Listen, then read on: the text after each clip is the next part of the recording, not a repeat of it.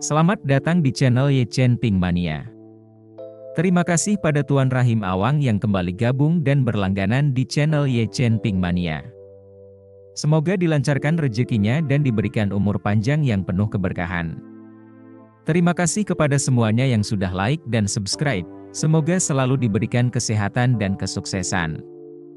Naga tak terkalahkan bab 7245 sampai bab 7246. Saat pesawat yang ditumpangi Tawana mendarat di Jinling, banyak sekali penggemar yang bersorak. Di sekitar bandara Jinling bahkan ada yang secara khusus memasang perlengkapan siaran langsung hanya untuk menyiarkan langsung seluruh proses pesawat Tawana muncul di atas Jinling dan mendarat secara real time. Ada lusinan ruang siaran langsung seperti itu, masing-masing dengan ribuan orang menonton secara langsung. Bagi para penggemar Tiongkok yang sangat mencintai Tawana, hari ini sangatlah penting. Superstar internasional ini, untuk pertama kalinya, datang ke Huaxia dengan kesempatan untuk membuka konser, dan pada periode waktu berikutnya, dia akan berada di Huaxia, mempersembahkan sekitar 20 pertunjukan yang luar biasa untuk para penggemar Huaxia. Polisi Jinling juga bersiaga untuk hal ini, mengerahkan sejumlah besar petugas polisi ke tempat kejadian untuk menjaga ketertiban. Setelah pesawat Tawana mendarat, pesawatnya berhenti di tempat parkir eksklusif gedung VIP. Kemudian Tawana dan Trevor, dikawal oleh polisi, pergi ke bea cukai untuk formalitas masuk. Keluar dari bea cukai, agen Tawana menyerahkan sepasang kacamata hitam padanya, yang merupakan aksesori yang biasa Tawana kenakan di bandara. Karena perjalanan dengan pesawat, dia sedikit banyak masih merasa lelah, dan kondisi wajah secara keseluruhan tidak begitu bagus. Mengenakan kacamata hitam dapat memberikan efek perisai yang sangat baik. Namun, Tawana tidak mengambil kacamata hitam yang diserahkan pihak lain, tetapi malah berkata, "Saya akan keluar saja dalam keadaan paling alamiah saya, ini juga tampaknya lebih dihormati."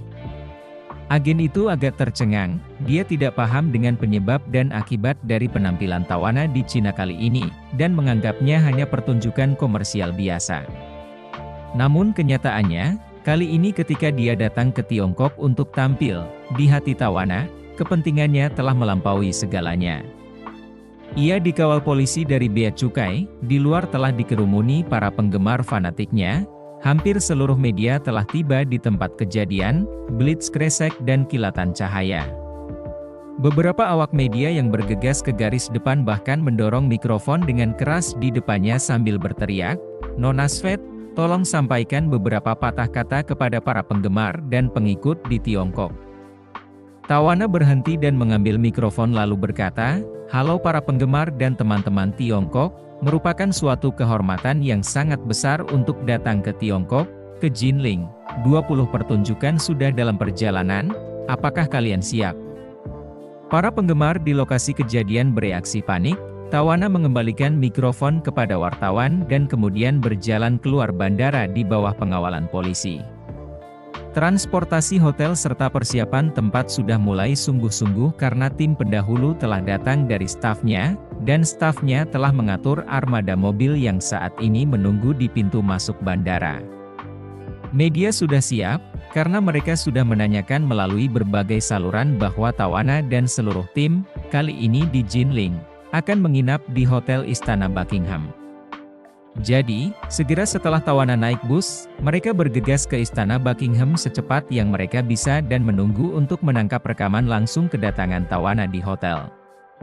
Akan tetapi, iring-iringan Tawana tidak langsung menuju hotel seperti biasanya, melainkan terlebih dahulu menuju sebuah rumah makan khas daerah Jinling yang dikenal oleh seluruh penduduk Jinling dengan sebutan Tian Xiang Fu. Hongwu saat ini tidak tahu tamu terhormat macam apa yang datang hari ini. Ye Chen hanya memintanya untuk meninggalkan kotak berlian itu, dan juga menyuruhnya menunggu di sini sendiri. Dia adalah orang yang tidak terlalu aktif di internet, jadi dia tidak tahu apa yang sedang terjadi di Jinling saat ini. Sebelum para wartawan bisa bergegas, Ye Chen tiba lebih dulu bersama Xiao Churan. Sebelumnya, Ye Chen hanya memberitahu Xiao Churan bahwa dia ingin keluar untuk makan bersamanya hari ini untuk menjalani dunia berdua, dan Xiao Churan tidak terlalu memikirkannya. Setelah Ye Chen datang ke perusahaan untuk menjemputnya, dia dibawa ke rumah Tian Xiang oleh Ye Chen. Dia menduga bahwa Ye Chen seharusnya memilih rumah wangi surgawi untuk makan malam ini, jadi dia tersenyum dan berkata, "Suamiku, hanya kita berdua yang makan malam, bukankah datang ke rumah wangi surgawi agak terlalu mewah?" Terima kasih masih menyimak channel Ye Chen Pink Mania. Ye Chen tertawa, "Tidak apa-apa, ini masalah tabungan." Hubungannya dengan Hongwu sangat baik. Kita minta traktir saja dia.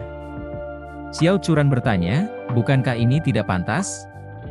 Ye Chen tersenyum dan berkata, "Tidak ada yang tidak pantas, terakhir kali aku membantu temannya untuk melihat Feng Shui, dia masih berutang budi padaku." Xiao Churan tidak berdaya dan berkata, "Menurut pendapatku, orang-orang yang Tuan Hong perkenalkan bisnis kepadamu, adalah logis bahwa kamulah yang seharusnya berutang budi kepada Tuan Hong. Bagaimana mungkin Tuan Hong berutang budi kepadamu?" Ye Chen tertawa terbahak-bahak, "Kamu tidak mengerti ini, tamu yang datang ke sini untuk melihat Feng Shui, mencari berkah di kuil itu sifatnya sama, hakikatnya bukan tindakan bisnis, tetapi semacam bantuan, jadi untuk itulah kamu pergi ke kuil menghabiskan uang untuk membeli jimat, jelas menghabiskan uang tetapi mengatakannya untuk menyenangkan." Berbicara di sini, Ye Chen menambahkan, teman Hongwu membutuhkan seseorang untuk membantunya dengan Feng Shui-nya, dia memohon bantuan Hongwu, dan Hongwu datang untuk memohon bantuanku, jadi dengan cara ini, Hongwu berutang budi padaku, dan temannya juga berutang budi padanya. Xiao Churan mendengarkan perkataan Ye Chen dan mengangguk tanda mengerti, lalu berkata, "Kalau begitu, kita tidak akan membiarkan Tuan Hong menguras isi dompetnya.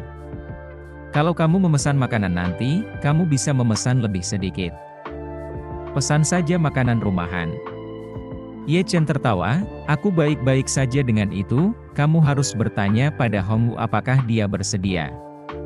Keduanya berkata dan berjalan keluar mobil, Hongwu sudah menyambut mereka dari restoran. "Iya Tuan Ye, Nyonya Ye." Ketika Hongwu melihat Ye Chen, sikapnya tampak wajar, hampir seolah-olah dia telah mengukir kata-kata jerawat di kepalanya. Ye Chen tersenyum dan bertanya kepadanya, "Apakah kotaknya sudah siap?" Hongwu segera berkata, "Jangan khawatir Tuan Ye, semuanya sudah siap, kotak berlian, semuanya berspesifikasi tertinggi." Xiao Churan tahu bahwa konsumsi kotak berlian di sini harus setidaknya 6 digit. Dia dengan cepat berseru, "Tuan Hong terlalu mahal, di mana kita berdua menggunakan spesifikasi setinggi itu, makan saja dengan santai." Hongwu segera berkata, "Bagaimana mungkin? Nyonya Ye pasti akan diterima dengan standar tertinggi selama Anda datang ke Heavenly Fragrance Mansion di masa depan. Kalau tidak, bagaimana aku bisa menunjukkan rasa hormatku padamu dan Tuan Ye?" Xiao Churan agak kehilangan kata-kata, Ye Chen menepuknya, "Ayo pergi, naik dulu, kalau tidak akan ada lebih banyak orang sebentar lagi." Xiao Churan tidak dapat memahami arti kata-katanya, namun tetap menganggukkan kepalanya dan memasuki rumah wangi surgawi bersamanya dan Hongwu. Ketika Hongwu mengatur mereka berdua ke dalam kotak berlian, konvoi tawana sudah hampir tiba. Sebagian wartawan yang membuntuti iring-iringan tawana, setelah menyadari kendaraan tersebut tidak menuju istana Buckingham setelah memasuki kota, langsung mengirimkan berita kembali, tampaknya tempat perhentian pertama tawana di Jinling bukanlah hotel. Akibatnya, semua media mulai berspekulasi tentang kemana tepatnya tawana akan pergi pada pemberhentian pertamanya. Kebanyakan orang menduga bahwa dia sudah siap untuk pergi ke tempat wisata terkenal di Jinling, tetapi hal itu tampaknya kurang masuk akal. Sepanjang perjalanan, pergi ke hotel untuk beristirahat adalah perencanaan yang paling masuk akal. Sedangkan untuk tempat wisata terkenal tersebut, dia masih harus tinggal di Jinling selama beberapa hari. Tidak perlu terburu-buru. Begitu turun dari pesawat, langsung saja pergi berwisata, bukan? Ada juga banyak penggemar di internet yang mulai mendiskusikannya, dan semua orang mulai berspekulasi tentang masalah yang sama di internet, dengan segala macam klaim untuk sementara waktu.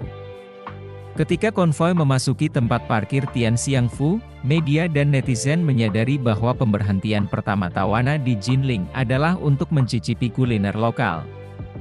Nama Tianxiangfu juga menjadi perhatian orang-orang di luar Jinling untuk pertama kalinya berkat liputan media. Bersambung.